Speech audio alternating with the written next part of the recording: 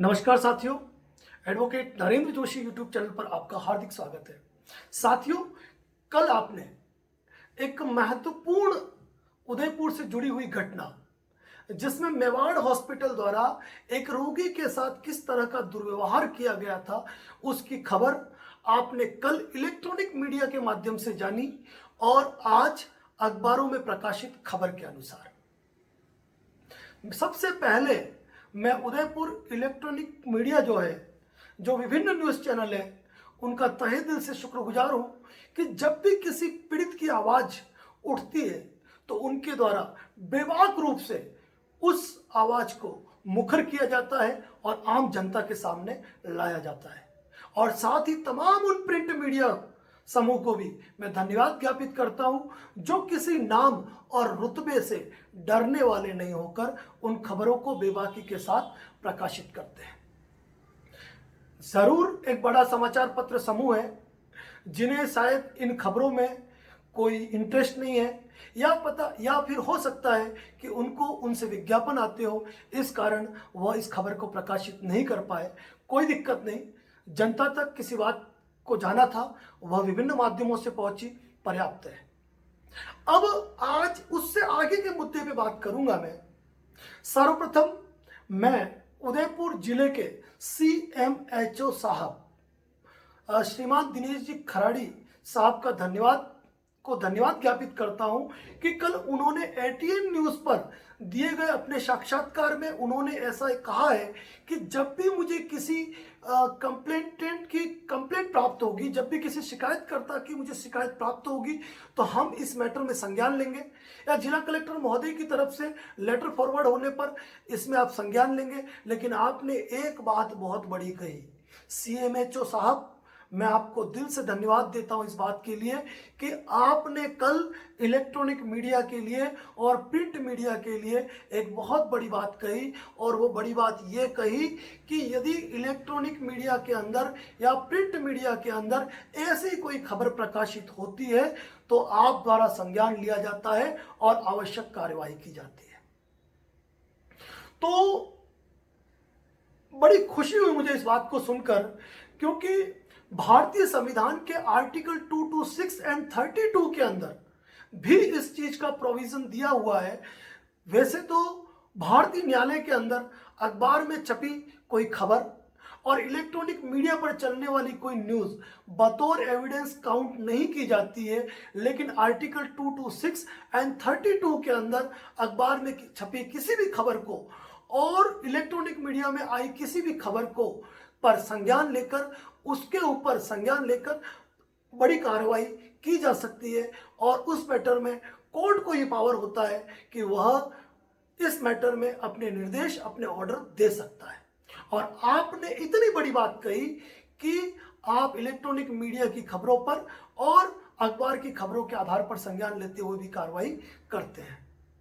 तो CMHO साहब, आज मैं आपसे ये कहना चाहता हूं कि इस न्यूज़ों के वायरल होने के बाद, प्रिंट मीडिया की इन खबरों के बाद और इलेक्ट्रॉनिक मीडिया पर चलने वाली न्यूज़ के दौरान कई लोगों ने इन हॉस्पिटलों से जो प्रताड़ित हुए हैं, उन्होंने कमेंट्स के अंदर अपनी बात रखी है। व्हाट्सएप के माध्यम से उन्होंने हमें संपर्क किया है कि हम भी इन हॉस्पिटलों से किस रूप में प्रताड़ित हुए हैं।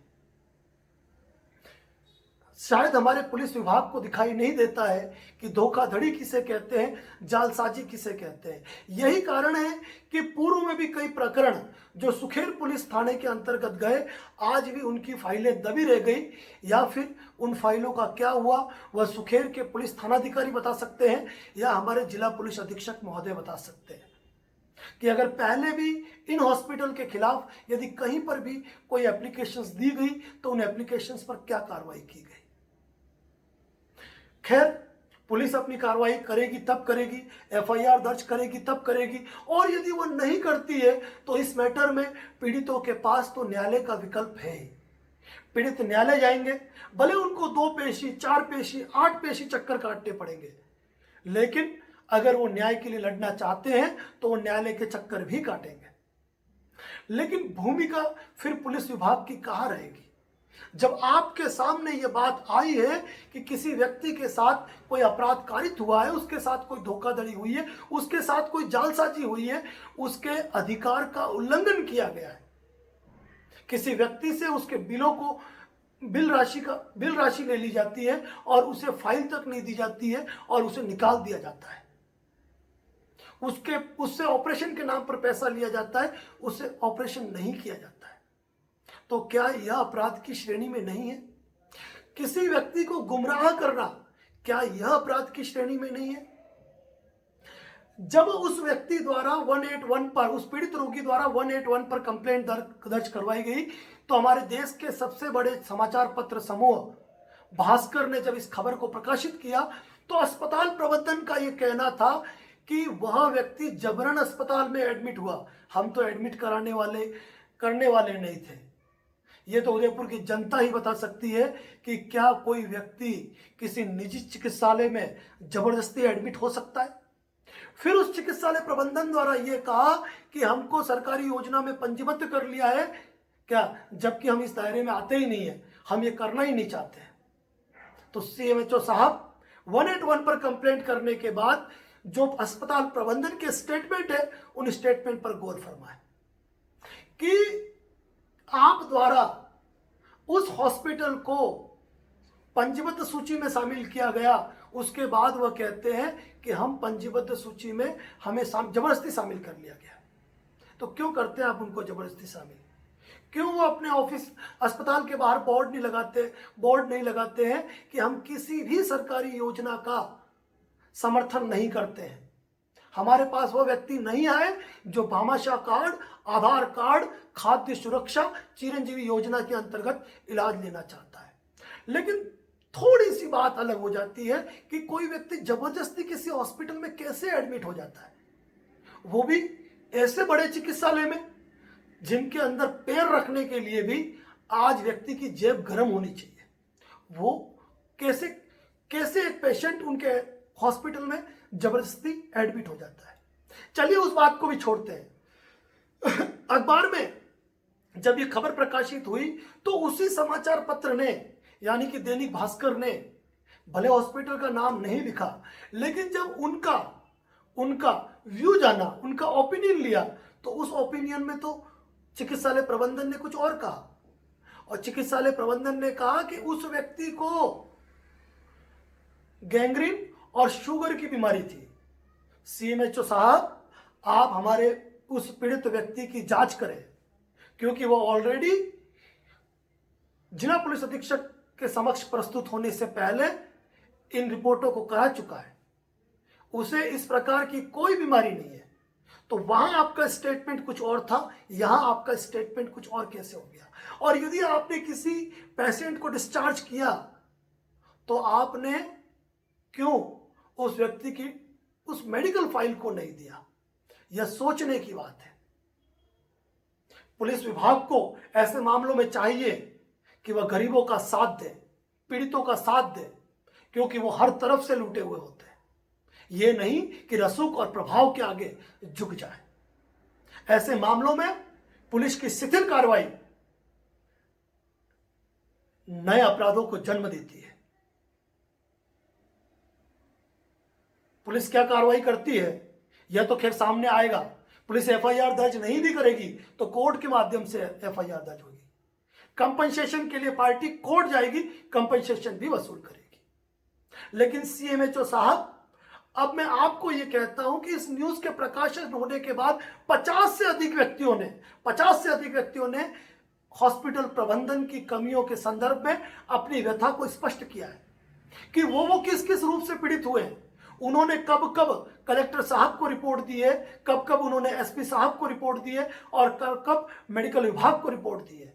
ऐसी सारी जो उनकी शिकायतें हैं, उन्होंने अपनी शिकायतों को साझा किया है। और मैं चाहूंगा कि कोरोना काल के दौरान उदयपुर में आपने एक बहुत बेहतर कोरोना वॉरियर्स के रूप में लोगों की सेवा की है। उदयपुर को कोरोना से दूर रखने के लिए आपने भरसक प्रयत्न किए। हमारी उम्मीदें आपसे हैं, चिकित्सा विभाग से, इंडियन मेडिकल एसोसिएशन से, और हम जिला कलेक्टर महोदय से कहते हैं, आईजी साहब से कहते हैं, एसपी साहब से कहते हैं कि आप इस मामले में त्वरित संज्ञान लें।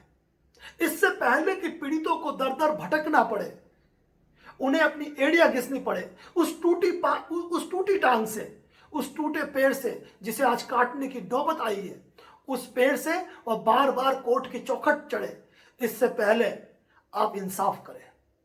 आप इस मामले में त्वरित संज्ञान लें। और यदि आपको ऐसा लगता है कि उस व्यक्ति को गैंग्रीन, शुगर या कोई तीसरी प्रॉब्लम थी, तो आप उसकी भी जांच कराएं। मामले की जांच दूध का दूध और पानी के पानी के रूप में होनी चाहिए। और इस अगर एक मामले के अंदर यदि अच्छी जांच होकर इन हॉस्पिटल्स के खिलाफ कड़ी कार्रवाई की जाती है, तो हमारे जो दूसरे हॉस्पिटल्स हैं उनके लिए भी एक नजीर बनेगा। और वो डॉक्टर जो ईमानदारी के साथ, पूरी मेहनत के साथ लोगों की सेवा करना चाहते हैं, जो धरती के भगवान हैं, वह भी इस बात को तहे दिल से मानेंगे कि हमें हमारे कार्य को किस तरीके से बखूबी रूप से निभाना है। और हमारे उदयपुर की जनता को इन हॉस्पिटलों से त्रस्त होकर गुजरात की ओर रुख नहीं करना पड़ेगा। आज क्या होता है, क्या कारण है कि हर व्यक्ति ये कहता है कि छोटी सी भी प्रॉब्लम होती है, अरे भाई नहीं, उदयपुर में नहीं दिखाना, अपने तो गुजरात जाओ। क्यों विश्वास खोते जा रहे हैं? कारण मैं मानता हूं प्रशासन की शिथिल कार्रवाई। ये तो उदयपुर का इलेक्ट्रॉनिक मीडिया धन्य है, धन्य उदयपुर का प्रिंट मीडिया जो बेखौफ के साथ अपनी आवाज को बुलंद करता है। तो हम ये मानते हैं कि जब बड़े हॉस्पिटल होंगे तो बड़े नाम होंगे, उनकी बड़ी बड़ी फैमिली, आईपीएस ऑफिसर होगी, आईएएस ऑफिसर होगी, मजिस्ट्रेट लेवल होंगे, जज लेवल होंगे, बड़े बड़े अधिकारी होंगे, बड़े बड़े नेता होंगे। लेकिन इसका मतलब ये नहीं होता कि एक पीड़ित को इंसाफ नहीं मिल पा रहा है। ऐसी सैकड़ों कंप्लेंट्स जो आज की तारीख में हमारे पास आ रही है, सीएमएचओ साहब, हम आपको उनसे अवगत कराएंगे।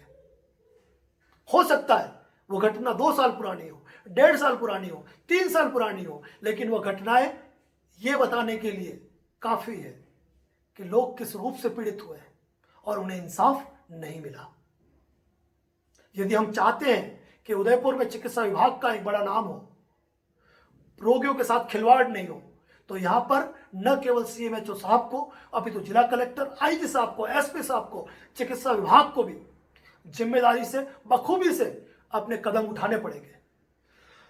ये नहीं कि बयान के लिए उस व्यक्ति को अपनी टूटी टांग से, अपने पदराड़ा गोगुंदा से लेकर यहां बार बार भटकना पड़े।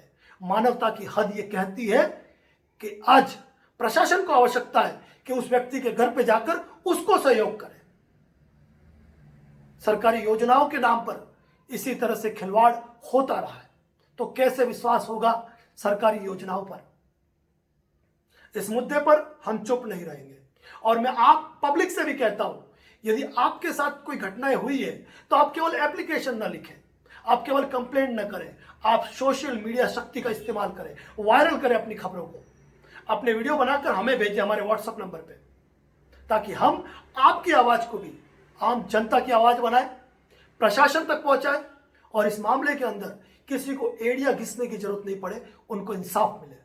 बहुत कुछ कहना है इस मुद्दे पे, फिलहाल तो यहीं पर मैं अपनी बात को समाप्त करूंगा और चाहूंगा प्रत्येक व्यक्ति से जो भी इस मैटर को सुन रहा है, आप इस वीडियो को अधिक से अधिक शेयर करो, ताकि हर व्यक्ति तक ये खबर पहुंचे, हर व्यक्ति अपने अधिकारों के प्रति जागृत हो। कल किसी को धक्के मार के अगर बाहर निकाला जाए हॉस्पिटल से, तो हॉस्पिटल के बाहर ही अपनी आवाज को बुलंद कर पाए। धन्यवाद। जय हिंद, जय भारत, जय राजस्थान।